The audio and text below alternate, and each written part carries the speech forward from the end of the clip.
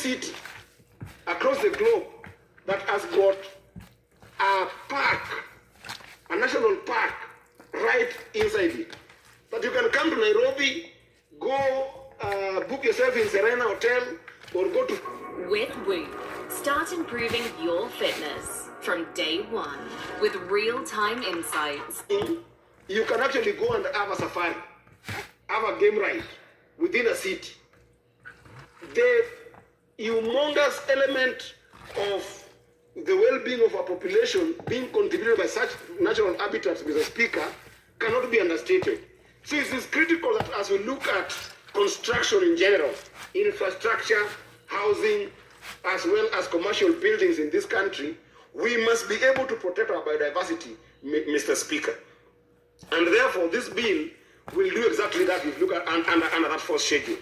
Lastly, Mr. Speaker, and I hope that Senator Gays are somewhere around the House, because I wanted Senator Gay to be able to second this bill, given that I had shared with him some of these concepts that I'm trying to explore. It is important, Mr. Speaker, that we start looking at things like health, wellness, and safety when we start thinking about housing. Because, as I talked about it in the concrete jungle, Mr. Speaker, ensuring that there is quality air is very important. But it is not only air that contributes to the well-being of our population, Mr. Speaker. Even natural lighting is extremely important in an age where we're talking about climate resilience mechanism in this country. Mr. Speaker, we have been to some of these buildings where you cannot be able to separate day and night when you go to some of these buildings that have been built in slummy areas, and even as well as these mushrooming areas that we see in this country, where people are doing buildings that are not akin at all to providing natural light. So long as they can do maximum units, so long as they can build as many buildings as they can do, Mr. Speaker, people keep on, building these buildings not regard at all to health, wellness, and safety of our people, Mr. Speaker. And sometimes this even goes to extreme elements, to the extent that, Mr. Speaker, there are people who even use toxic materials that they're using toxic materials, Mr. Speaker, that when people in these houses end up consuming the units that they've constructed, Mr. Speaker, they end up actually consuming those toxic materials, Mr. Speaker. We've seen, for instance, a fight in the CPIC, where we have been fighting on the use of asbestos as materials in the construction industry, to the extent that we are now facing out things like asbestos. But, Mr. Speaker, we need to go to the extent that we can even be able to push for low emission materials in these buildings. And sometimes, Mr. Speaker, this also comes to the issue of corruption. It should be in this National Housing Code that when you're found using this kind of toxic materials, you must be held liable. Because we keep on seeing zoning that are being, disregarded. This is housing zoning, not the ODM versus UDA zoning, or Linda Mwananchi versus Linda Ground zoning. This is just housing zoning that has been promoted by the National Construction Authority that is not honored at all. So it's critical, Mr. Speaker, that as we implement this code that is being proposed in this bill, it is critical that we must be able to hold stakeholders accountable. Those who keep on defying regulations that have been put here must be held accountable. And Mr. Speaker, it will be critical that I say that if we can be able to pass this bill, we will be able to see proper living, better living, healthy living in our economy as a result of this bill. So I hope that Majority Leader will be able to push so that this bill passes the Senate, and when it goes to the National Assembly, I want to wish my Majority Leader in the National Assembly the courage to fast track this kind of bills, because they will help us rethink our entire wellness as a country in terms of construction. With those many remarks, Mr. Speaker, I want to move this bill and request my brother, Senator Sifuna, to second the bill. I thank you.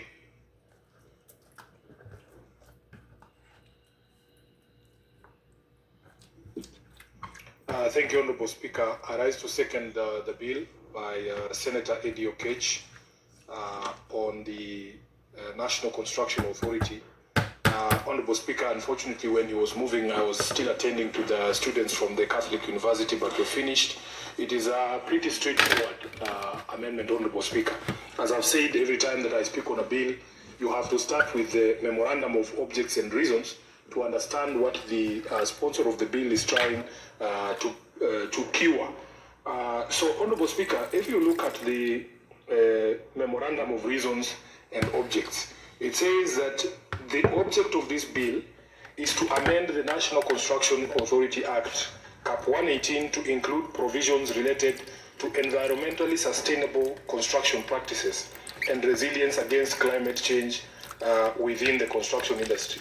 I think, Honorable Speaker, where we begin is that we who have lived in this country, who have lived on this planet thus far, are witnesses that a lot has changed in terms of be the one thing that can change everything. Be bold. Be authentic. In a world where you can be anything. Be love. Be love. Be love. Be love. Pandora. They say that extreme weather has become more intense, more frequent, and more unpredictable. While scientists argue about what the causes are, there are those who don't believe in climate change. We in Africa, and especially here in Kenya, have a lived reality, Honorable Speaker. Unfortunately, in the entire climate change conversation, Africa gets the short end of the stick because we are the ones who have to bear the brunt of the consequences of actions of the West, and especially when it comes to pollution. So, Honorable Speaker, examples are given that in 1997, at least we used to have extreme weather events, but they were very rare and almost followed a certain pattern, Honorable Speaker. Some of the examples that have been given is the 1997 El Nino flooding. Honorable Speaker, we all remember that phenomenon. And the 2008 to 2010 drought that affected about 10 million Kenyans. Honorable Speaker, in 2020 to 2023, this country experienced the worst drought in the last 40 years. And almost severe flooding. I think in the year 2023, Honorable Speaker, we lost very many lives here in Nairobi in areas such as Mathare after the flooding that we experienced. In the 2024 floods, Honorable Speaker, we had 300 deaths arising from that extreme weather event. And therefore, Honorable Speaker, as Kenyans, this is our lived reality. So if you look at the proposals that Senator Eddie is putting forward, all that this bill seeks to do is to entrench designs that withstand extreme weather conditions. And this you will find in the fourth schedule, where he is proposing, Honorable Speaker, that climate resilient, the designs that have to be approved by the National Construction Authority have to be designs that withstand extreme weather conditions. In fact, here in Nairobi, we have had cases, Honorable Speaker, that after long sustained rains, we have had buildings collapsing because of the weight of the water. And we want to be able to incorporate in the designs that are approved by the Construction Authority those that can withstand extreme weather conditions, and for us, especially flooding, Honorable Speaker. Then you will see that under Part B, the bill proposes that those designs must also have energy efficiency in them, implementation of energy-saving technologies and designs. There is actually a requirement, Honorable Speaker, that solar water heating be installed on all residential houses in Kenya. But it is never, ever followed in the constructions that we see, and we need more enforcement to be able to take care of that. And there's a reason, Honorable Speaker. Electricity continues to be one of the biggest pain points for Kenyans when it comes to cost of living. And of course, the situation has been exacerbated just recently, Honorable Speaker, with the high cost of fuel. As a member of the Energy Committee, I am aware, Honorable Speaker, that the cost of fuel is one of the most, the highest component. When you look at your electricity tariff, the cost of fuel is one of the most, the highest and the most painful for Kenyans. So therefore, there is a need for us to explore energy efficiency in constructions for us to be able to cushion our people. And I don't think that enough has been done, Honorable Speaker, to regulate the quality of even these alternative energy sources, the quality and the cost of these components. Because we still have, Senator Eddy, situations where these energy efficient technologies are still subject of taxation in our tax codes, and which makes sure that the cost is very high. Nobody would refuse, Honorable Speaker, the proposition that you can actually have a power plant in your house that frees you from electricity bills. But try buying solar batteries, Honorable Speaker, to power a house like a 3 or 4 bedroom house. You will have to pay through the nose. It is not something that every Kenyan can afford. So we need to do more in order to lower the cost of these energy efficient technologies to ensure that we save Kenyans the pain of the cost of energy. Honorable Speaker, there is also the question of water conservation. I'm just going through that fourth schedule, that we need to adopt water efficient appliances and systems and rainwater harvesting and grey water recycling. Part of the problem we see with flooding, Honorable Speaker, is that many of our buildings do not have rainwater harvesting and grey water recycling systems. So when it rains, Honorable Speaker, there is no way to control and channel this water so that it can be safely evacuated.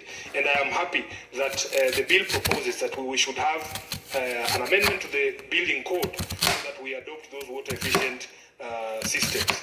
Then, of course, Honorable Speaker, there is a question of sustainability, that we should employ sustainable materials in construction.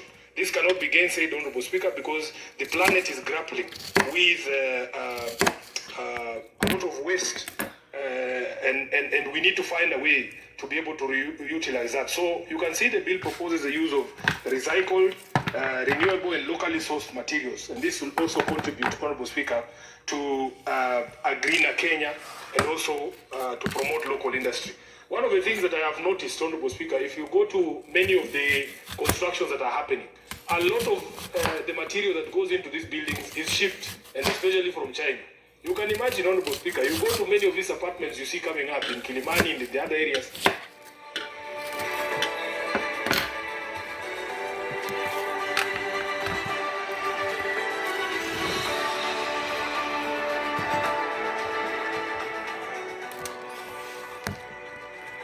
By not being able to support our local fundis, our local cerebalas who can make doors, or who used to make doors, Honorable Speaker.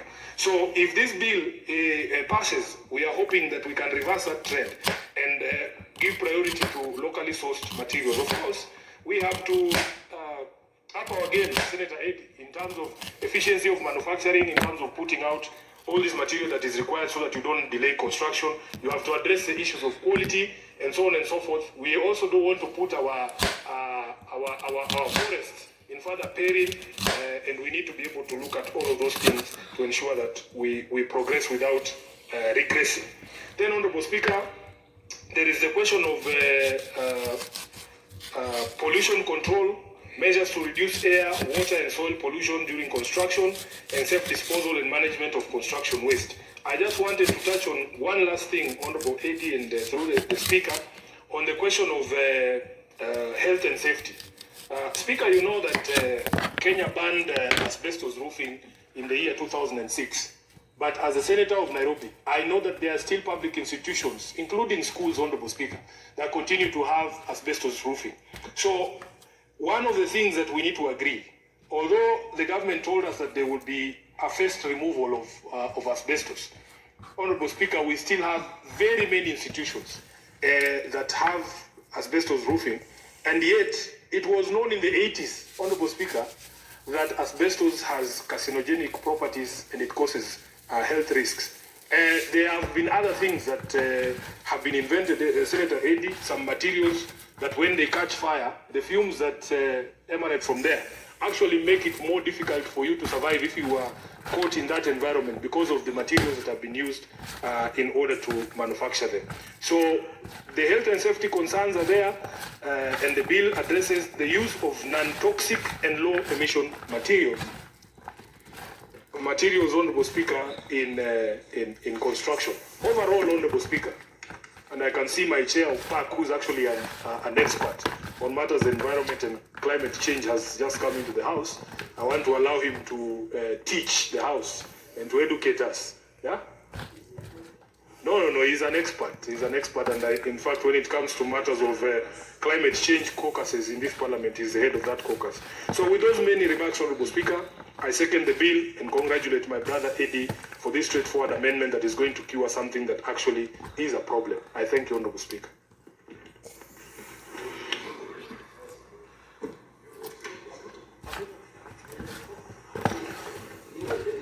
Honourable Senators, I propose the question that the National Construction Authority Amendment Bill, Senate Bill number 15 of 2025, be now read a second time.